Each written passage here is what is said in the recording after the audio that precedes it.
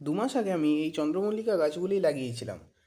গাছগুলি লাগানোর shorts video upload রয়েছে এবং লাগানোর কিছুদিন পর গাছে প্রথমবার খাবার দিয়েছিলাম, তাই গাছের গ্রোথটা খুব সুন্দর রয়েছে। আজ গাছগুলিকে 4 ইঞ্চি থেকে 6 ইঞ্চির পটে সেকেন্ড পটিং করব। সবচেয়ে ভালো হয় যদি মাটিটি কিছুদিন আগে তৈরি করে রাখা যায়। 6 ইঞ্চির পটের নিচে অবশ্যই খোলামখুচি দিয়ে নিতে হবে।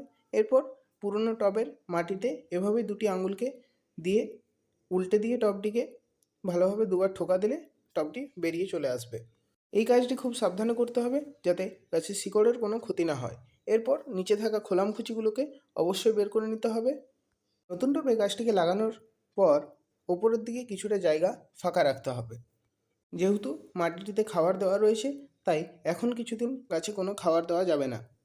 গাছগুলি লাগানোর পর অবশ্যই গাছগুলিকে ভালোভাবে পিঞ্চিং করতে হবে যাতে গাছগুলি আরও ঝাঁকালো হয়। আমি প্রথমবার পিঞ্চিং করেছিলাম, তারপর গাছগুলিতে 5টি করে প্রতিটি গাছে শাখা বেরিয়েছে।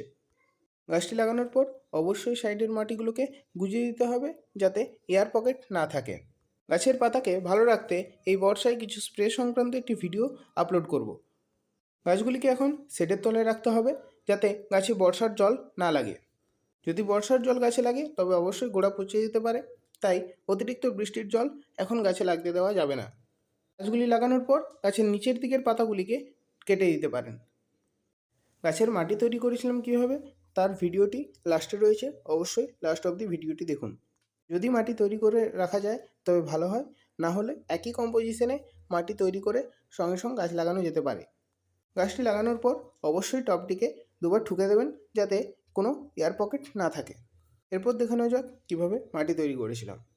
10টি গাছের জন্য 6 টব মাটি, 2 টব গোবর সার, 1 টব যে কোনো পাতা পচা সার নেবেন, তার সাথে হাফ টব কোকোপিট, 3 মুঠো ফসফেট বা 50 গ্রামের মতো ফসফেট নেবেন, 50 গ্রাম সরষা খোল এবং 20 গ্রাম নিম খোল নেবেন।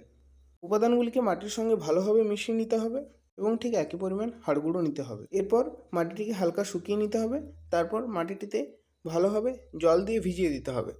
ভেজা মাটিটিকে একটি পলিথিনের মধ্যে সংগ্রহ করে রাখুন 7 থেকে 8 দিন। অবশ্যই যাতে পলিথিনের মুখটা বন্ধ করে রাখবেন যাতে বাতাস না প্রবেশ করতে পারে।